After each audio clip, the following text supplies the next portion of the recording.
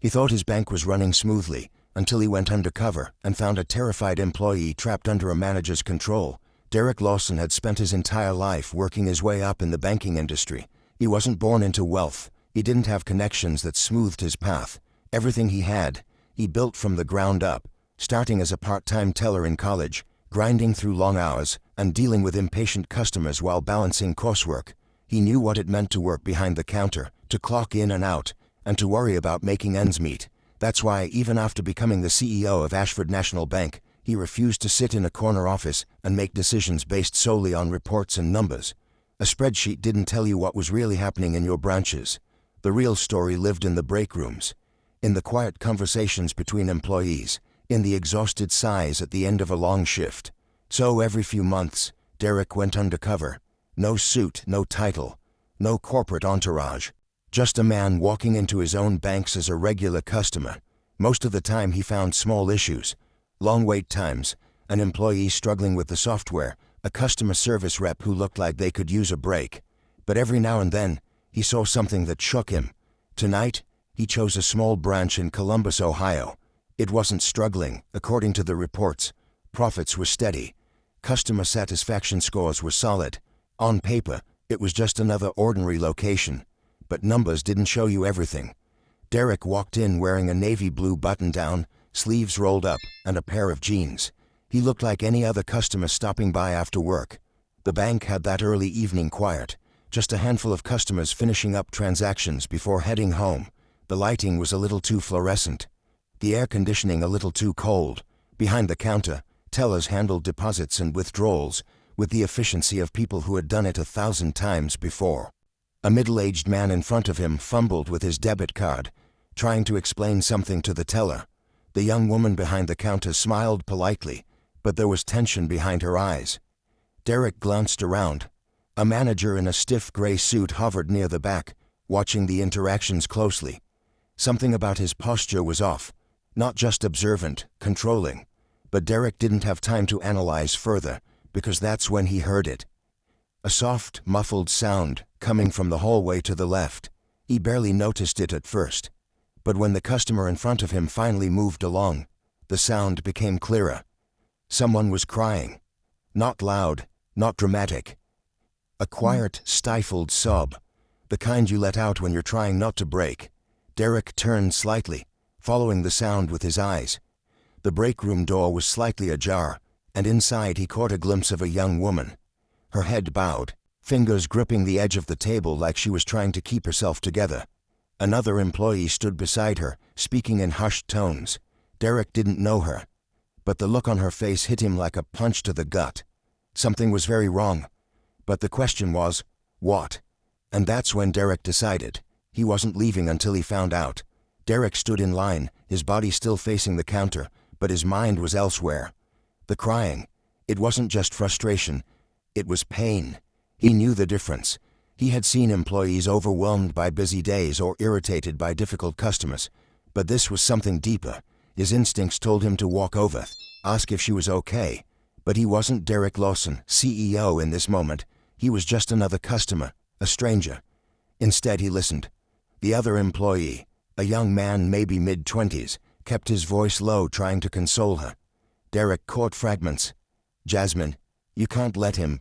He doesn't own you. Jasmine, that was her name. Her response was nearly a whisper. But Derek picked up the defeat in her tone. What choice do I have? She said. He's already made it clear. If I don't do what he says, I'm gone. Derek's jaw tightened. His first thought, a customer issue. Maybe someone had harassed her.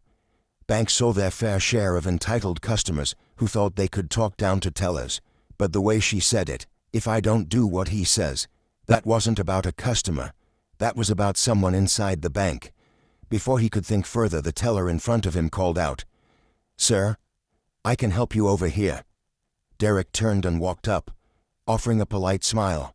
The young man behind the counter, Kenny according to his name tag, looked fresh out of college. How's your day going? Derek asked, keeping his voice light. Kenny hesitated, just for a second. It was barely noticeable, but Derek caught it. It's been good, Kenny said, forcing a smile. How can I help you today? Derek pulled a deposit slip from his pocket, something he always carried when doing these undercover visits. Just need to make a deposit. Kenny took the slip and entered the account number into the system, but Derek could see it. The tension in his shoulders, the way his fingers hovered over the keyboard before typing. He was distracted, on edge. Derek glanced at the manager near the back of the bank, the one with the stiff posture and the constant surveillance. His gaze flickered toward the break room just for a second. Kenny must have noticed Derek looking because he suddenly spoke up, lowering his voice. "Do you work in banking?" Derek raised an eyebrow. "What makes you ask?" Kenny hesitated, then shrugged. "You just seem like you've been in a branch before." Derek smiled. "Yeah, I used to be a teller, a long time ago." Something in Kenny's face shifted, a mix of relief and hesitation, like he wanted to say something, but wasn't sure if he should. Derek gave him a moment, but Kenny glanced over his shoulder again toward the manager, and just like that, the opportunity was gone. Kenny slid the receipt across the counter. "Here you go, sir. Anything else I can help with?" Derek took the receipt, but he wasn't done here. "No, I'm good," he said, pocketing it.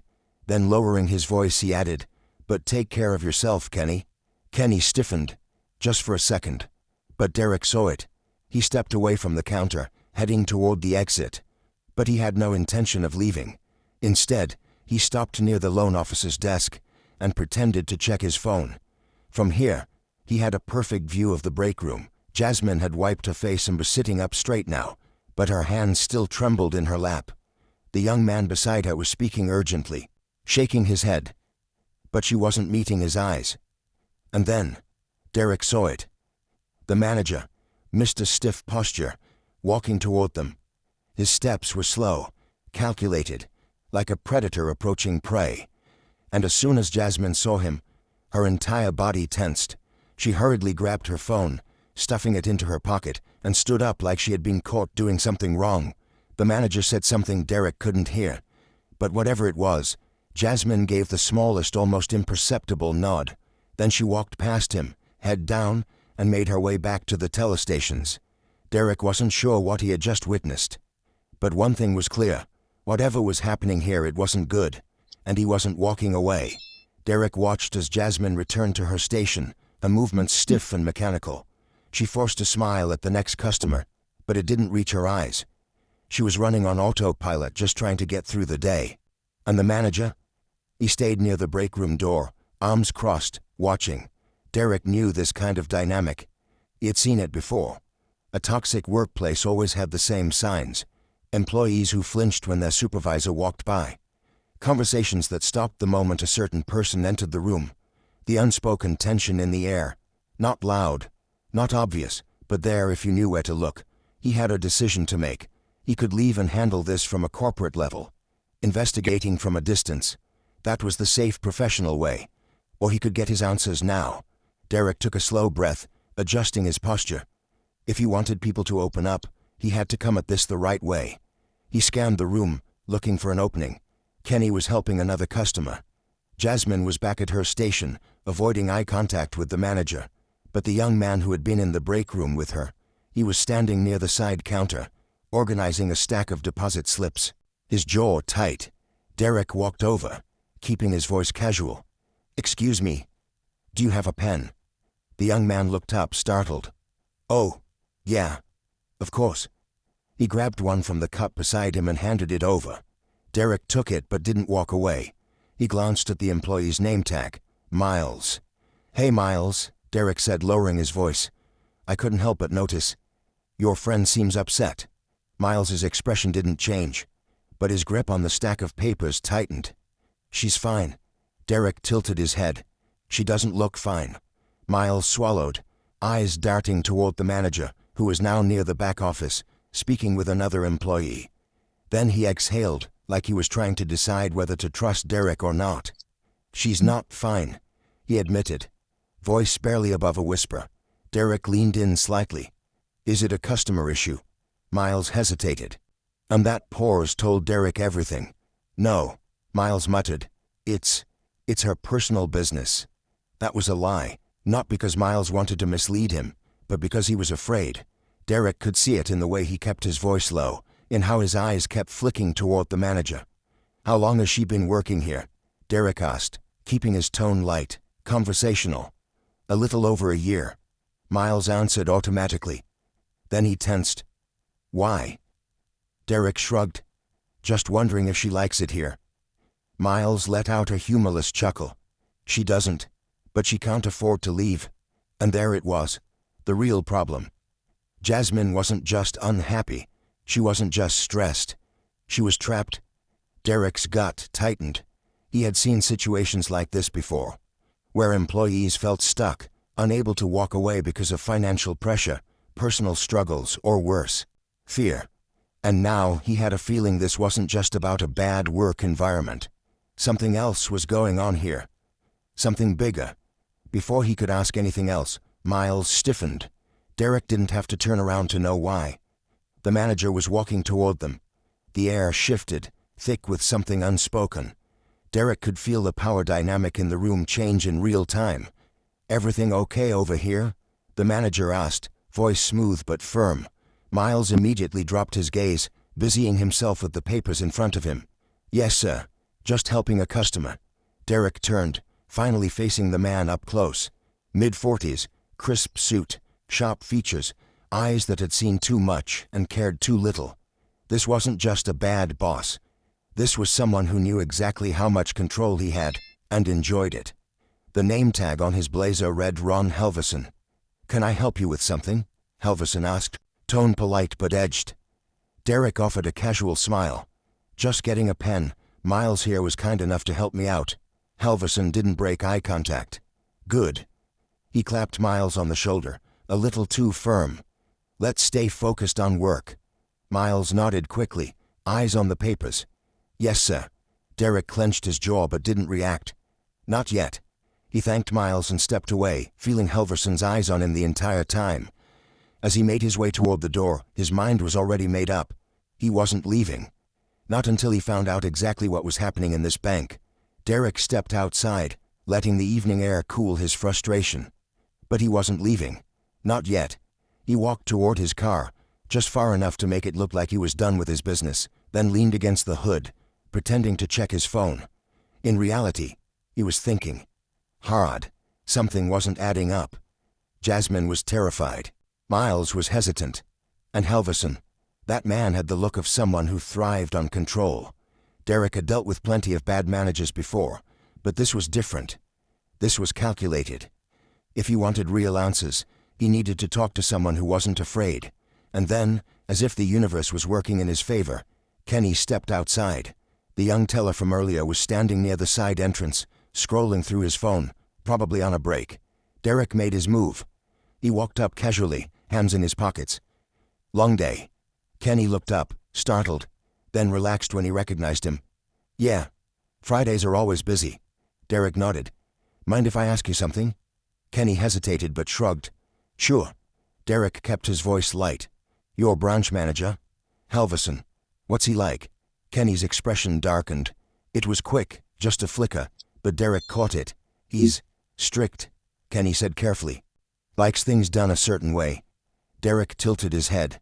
"That normal for managers?" Kenny exhaled, looking around as if checking for eavesdroppers. Then he lowered his voice. "He's not just strict. He's..."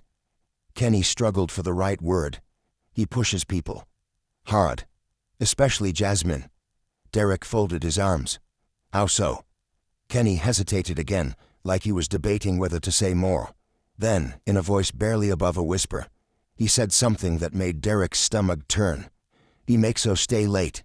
Alone." Derek's muscles tensed. "She's the only one?" he asked, keeping his voice even, and he nodded. "Yeah. And he's always talking to her like she owes him something. Seen it, man, the way she tenses up when he calls her into his office." "It's not normal."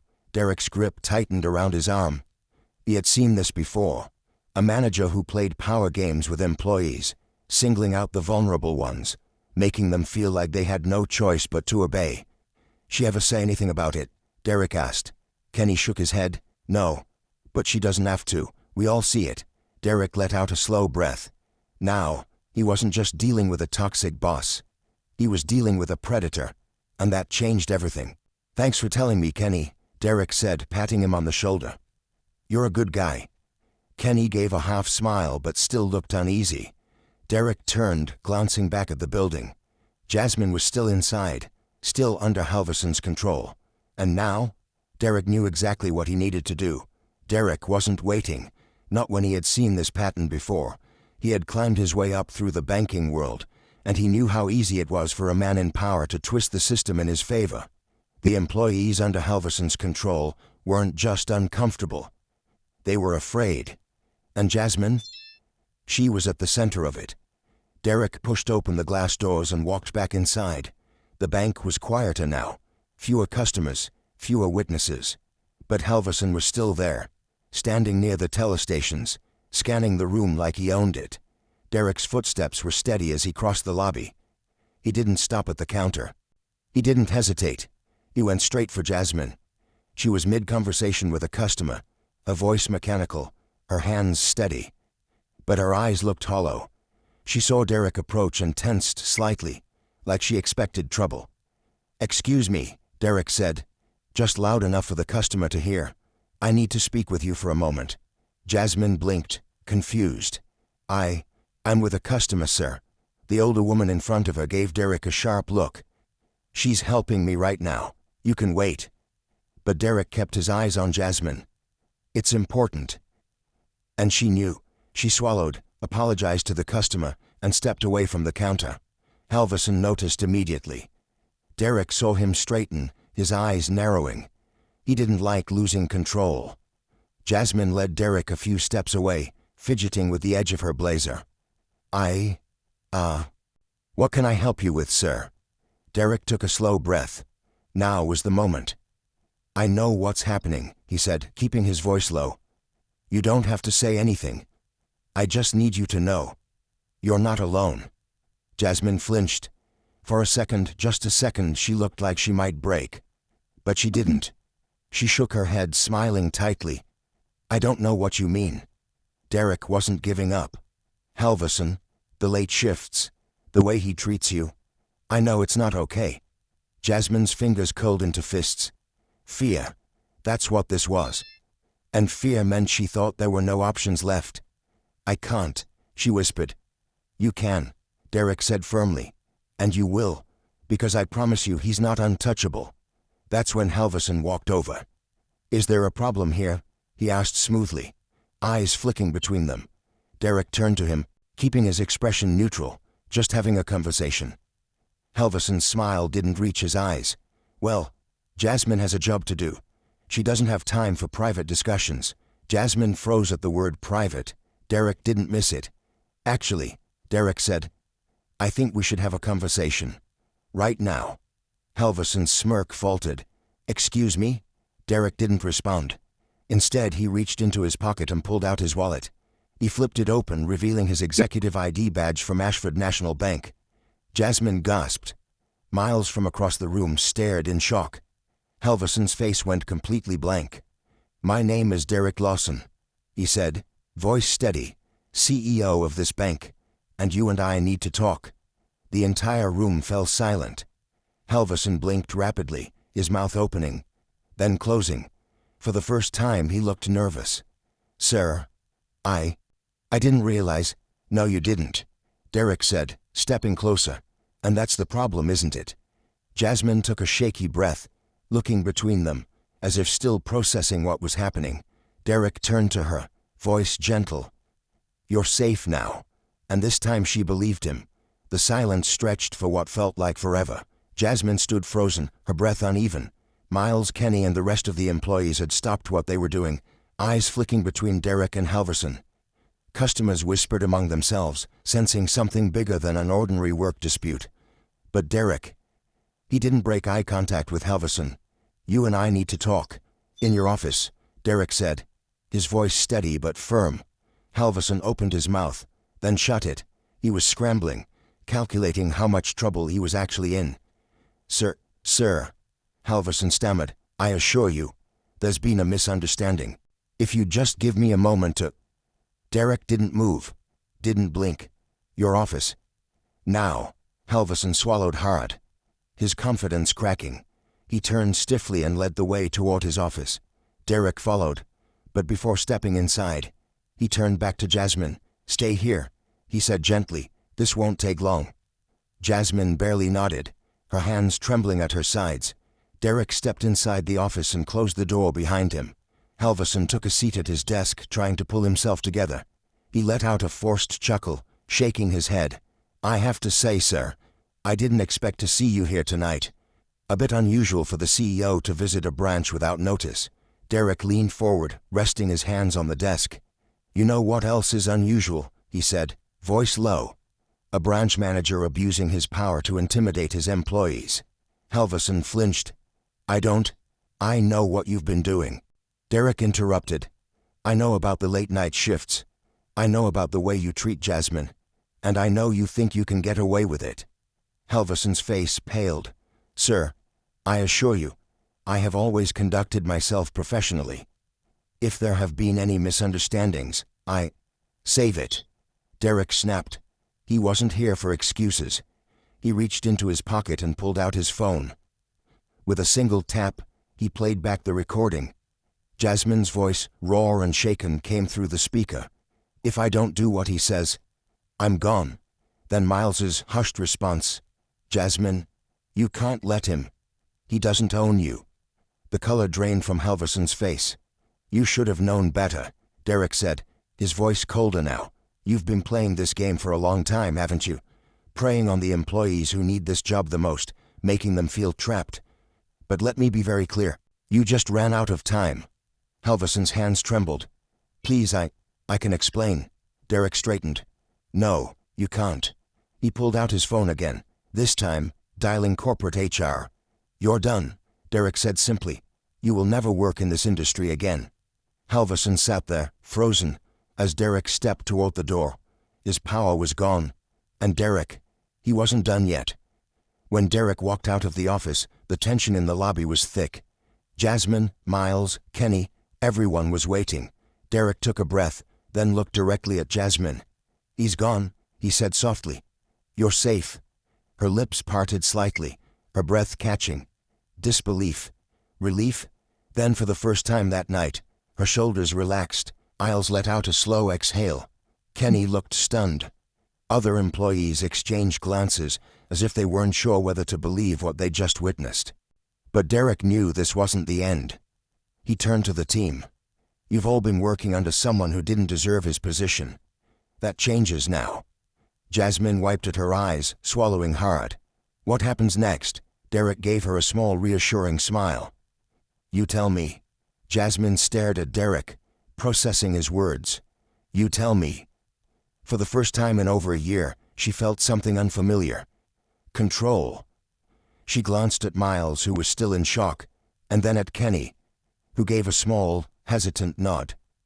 They were all waiting for her to speak. Jasmine took a shaky breath. I don't want anyone else to go through this. Not here. Not anywhere." Derek nodded. "And they won't." He turned to the rest of the employees. "From now on, this branch is under direct review. We'll be making changes, not just replacing Halverson, but making sure no one else like him gets this kind of power again."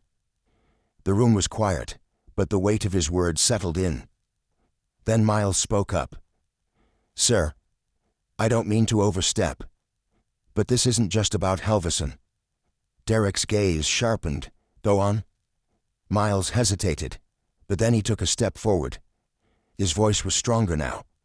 "The way things work here, it's not just one bad manager. The pressure, the way we're treated, the fear of speaking up, it's bigger than just this branch." Kenny nodded in agreement. "A lot of us feel like we have no choice but to put up with it, because the second we complain we're out of a job." Jasmine looked down, guilt flickering across her face.